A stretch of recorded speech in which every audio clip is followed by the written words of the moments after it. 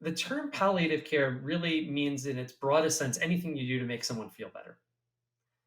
And I think in common use, it's anything other than what we do to knock the cancer down that makes people feel better, right? So when you give small cell tends to be very chemo responsive, right? If you take someone in tremendous pain, struggling to breathe, near needing ventilation, you give them that first cycle of chemo, they may walk out of the hospital feeling 70, 80% of their normal self. So I guess you could call chemo palliative, but as the term is usually used, we mean it as anything other than the chemo, the radiation, the immune therapy, other than the things that knock cancer down.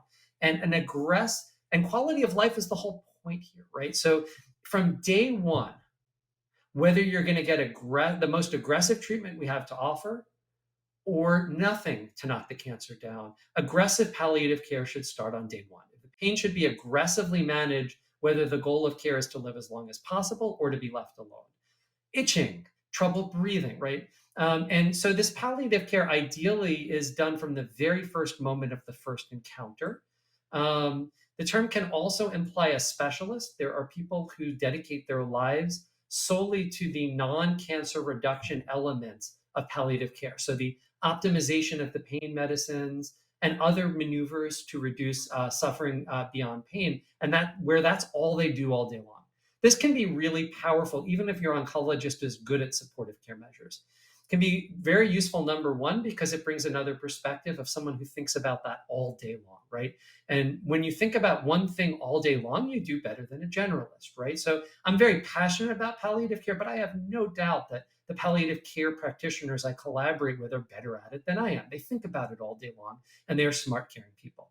But number two is another benefit. Even if you have a doc who's thought about it for a long time, who spends a lot of time thinking about it, you only have so much time in the room with that doc, right? And so you and that doc together as a team, and of course the interpersonal dynamics shape the element of the dynamics of that teamwork. We all know that, but as a team, you're going to decide how we're going to spend that time. Are we going to spend that time talking about treatment option A versus B? Are we going to spend that time on how aggressive you want to be? We're going to write any of your prognosis. So you're going to, gosh, I love sharing pictures of my kids with patients.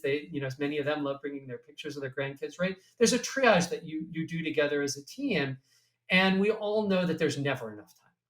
And so if you have someone else who can take the whole length of that visit and dedicate it only to the comfort maneuvers, that's really powerful because now you're dedicating pure laser like focus to those comfort maneuvers with an expert in them. And in parallel, you're freeing up time in the room with the oncologist to deal with the things and talk about the things that only they're going to do for you. I know in conversations I've historically had with patients when they, comment that their doc, suggested palliative care and they basically walked out of the room.